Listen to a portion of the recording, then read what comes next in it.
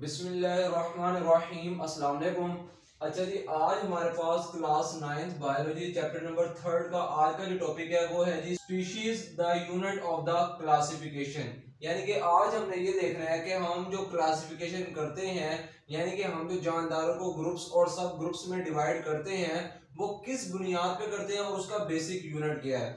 तो सबसे पहला पॉइंट जो लिखा हुआ है वो यहाँ पे वो ये लिखा हुआ है कि स्पीशीज जो है वो क्या है जी, बेसिक यूनिट ऑफ क्लासिफिकेशन है। यानी कि अगर आपको प्रीवियस लेक्चर अगर याद हो जो हमने पढ़ा था टैक्सोनॉमिक हायरार्की, तो उसके अंदर हमने कहा था कि हमारे पास जो सबसे लार्जेस्ट ग्रुप है जो सबसे टॉप पे पाया जा रहा था वो उसका नाम था किंगडम, लेकिन जो सबसे स्मॉलेस्ट ग्रुप था उसका नाम था स्पीशी। और स्पीशी आप देख रहे होंगे, अगर आप टॉप टू डाउनवर्ड यानी कि अगर आप टॉप से डाउनवर्ड साइड में मूव करें तो सबसे पहला जो टॉप पे आ रहा था वो हमारे पास आ रहा था किंगडम, और जो सबसे लास्ट पे आ रहा था उसका नाम था स्पीशी। तो यहाँ पे भी उसने यही कहा कि आपके पास जो क्लासिफिकेशन का जो बुनियादी यूनिट है, जो बेसिक यूनिट है, उसका नाम क्या है, स्पीशी। अगर तो स्पीशी होगी देन क्लासिफिकेशन होगी, और अगर स्पीशी नहीं होगी तो क्लासिफिकेशन भी नहीं होगी। एक बात, दूसरी बात, अगर हम कहें कि फॉर एग्जांपल हमने जो है ये बिल्डिंग, कोई भी बिल्डिंग है और हमने उसको तामीर करना है, तो उसकी बेस होगी यानी कि जमीन होगी तभी तो हम उसको तामीर करेंगे, और अगर जमीन ही नहीं होगी तो हम उसको तामीर नहीं कर सकेंगे। सेम एज इट इज बिल्कुल, अगर कोई स्पीशी होगी तो हम जानदारों की क्लासिफिकेशन करेंगे, और अगर कोई स्पीशी नहीं होगी यानी कि उसका बेसिक यूनिट ही नहीं होगा क्लासिफिकेशन का, तो फिर हम क्लासिफिकेशन भी नहीं कर सकते। उसके बाद जो हमारी बुक में बताया गया वो स्पीशी के बारे में बताया गया, स्पीशी को डिफाइन किया गया है। आपने चैप्टर नंबर 1 में भी स्पीशी की डेफिनेशन पढ़ी थी, और यहाँ पे भी जो है स्पीशी को डिफाइन किया गया है। हमने जो है स्पीशी की डिफाइन में जो है वो 4 पॉइंट्स लिख लिए हैं जो कि हमारी बुक ने हमें प्रोवाइड किए हैं। तो सबसे पहला जो पॉइंट है वो ये है स्पीशी का कि ग्रुप ऑफ ऑर्गेनिज्म, यानी कि स्पीशी क्या है, जानदारों का एक ग्रुप है। इंटरब्रीड फ्रीली, यानी कि वो आपस में इंटरब्रीड करते हैं। इंटरब्रीड से मुराद वो आपस में क्रॉस करते हैं, वो आपस में सेक्सुअल रिप्रोडक्शन करते हैं। जब वो आपस में सेक्सुअल रिप्रोडक्शन करते हैं या वो आपस में क्रॉस करते हैं तो उसको हम कहते हैं जी इंटरब्रीड फ्रीली। जब जानदारों का एक ग्रुप हो और वो आपस में इंटरब्रीड करें तो इंटरब्रीड के रिजल्ट में फिर वो प्रोड्यूस करते हैं, पैदा करते हैं क्या, फर्टाइल ऑफस्प्रिंग। फर्टाइल से मुराद होता है जरखेज, और ऑफस्प्रिंग से मुराद होता है जानदार। यानी कि जो जानदारों का ग्रुप था उन्होंने आपस में सेक्सुअल रिप्रोडक्शन की, और सेक्सुअल रिप्रोडक्शन के रिजल्ट में एक नया जानदार पैदा किया। अब वो नया जानदार है वो फर्टाइल है। फर्टाइल को अगर मैं बायो की लैंग्वेज में समझाऊं तो वो कुछ इस तरह से है, ऐसे जानदार जो अपने जैसे जानदार पैदा करने की सलाहियत रखते हो उनको हम कहते हैं जी फर्टाइल ऑफस्प्रिंग। ये जो जानदार पैदा हो रहे हैं ये रिप्रोडक्टिवली आइसोलेटेड है किससे, फ्रॉम ऑल अदर ऑर्गेनिज्म। मतलब कि जितने भी जानदार पैदा हो रहे हैं वो रिप्रोडक्टिवली आइसोलेट है, रिप्रोडक्टिवली मुख्तलिफ हैं एक दूसरे से। रिप्रोडक्टिवली से मुराद कि वो रिप्रोडक्टिव सिस्टम के लिहाज से, वो रिप्रोडक्टिव हेल्थ के लिहाज से, वो रिप्रोडक्टिव सक्सेस के लिहाज से, वो रिप्रोडक्टिव साइकिल के लिहाज से तमाम जानदार एक दूसरे से क्या है, मुख्तलिफ हैं। तो ये हमारे पास जो है स्पीशी की हो गई डिफाइन।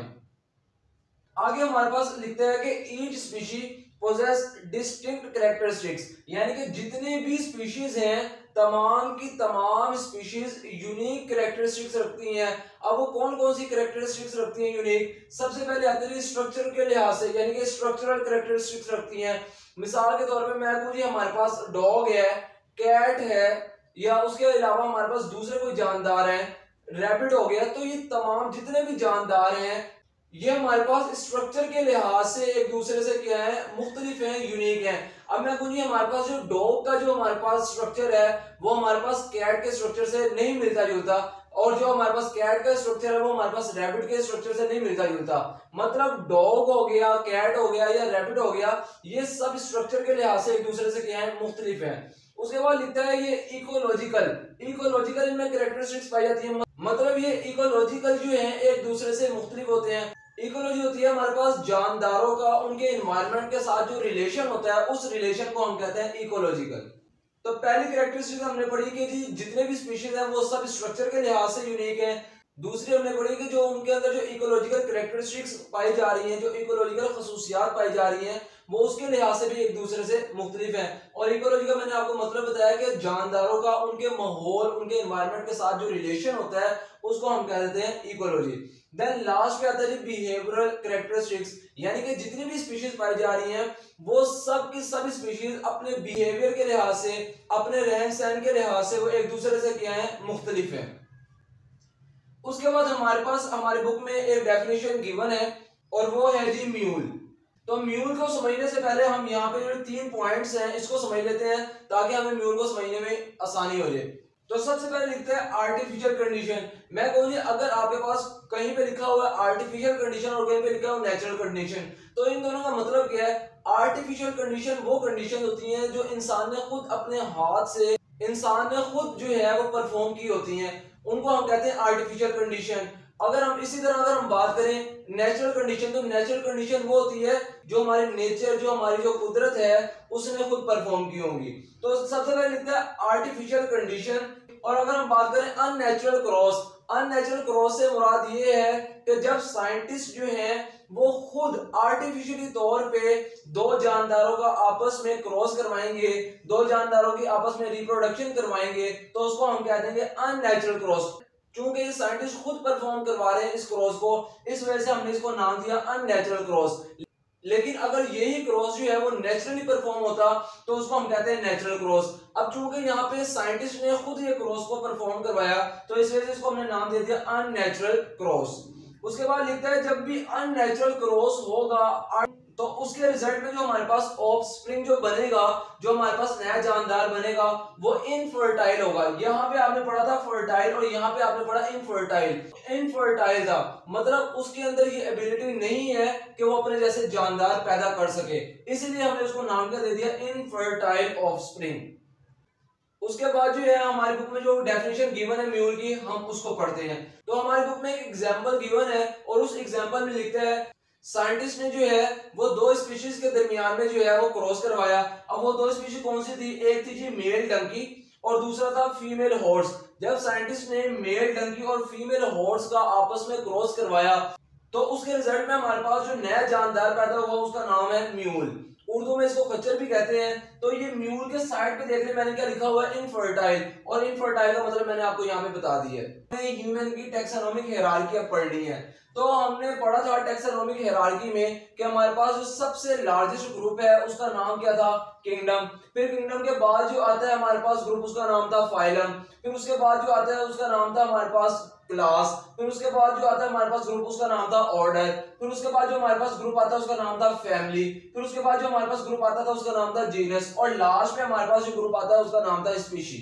तो अगर हम ह्यूमन के केस में देखें तो हमने कहा कि हमारे पास ह्यूमन का जो किंगडम है उस किंगडम का नाम क्या है, एनिमेलिया। फिर हमने कहा कि हमारे पास जो फाइलम है ह्यूमन का, उस फाइलम का नाम क्या है, कॉर्डेटा। फिर हमने कहा कि हमारे पास ह्यूमन की जो क्लास है उस क्लास का नाम क्या है, मैमलिया। फिर हमने कहा हमारे पास जो ऑर्डर है ह्यूमन का, जो ऑर्डर है उसका नाम क्या है, प्राइमेट्स। फिर हमने कहा हमारे पास जो ह्यूमन की फैमिली है उसका नाम क्या है, होमिनाइडी। फिर हमने कहा हमारे पास जो ह्यूमन की जीनस है उसका नाम क्या है, होमो। फिर उसके बाद हमने कहा हमारे पास ह्यूमन की जो स्पीशी है उसका नाम क्या है, होमो सैपियंस। अब यहाँ पे जो है वो 3 पॉइंट्स जो है वो समझने वाले हैं जो कि हमारी बुक में डिस्कस नहीं है। सबसे पहले लिखता है जी कॉर्डेटा। कॉर्डेटा ऐसे जानदारों को कहा जाता है जिनमें वर्टिब्रल कॉलम या स्पाइनल कॉर्ड वगैरह मौजूद हो, तो उसको हम कहते हैं जी कॉर्डेटा। यानी कि ऐसे जानदार जिनमें रीढ़ की हड्डी मौजूद हो उसको हम कहते हैं जी कॉर्डेटा। फिर उसके बाद आता है हमारे पास मैमलिया। मैमलिया जो वर्ड निकला है ये निकला है जी मैमल से।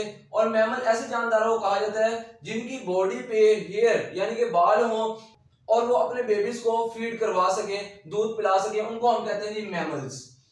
उसके बाद आता है हमारे पास प्राइमेट्स। प्राइमेट्स ऐसे जानदारों का ग्रुप है जिनमें कॉम्प्लेक्स ब्रेन हो, यानी कि वो इंटेलिजेंस के लिहाज से, वो हमारे पास अक्लमंदी के लिहाज से जो है वो कॉम्प्लेक्स हो।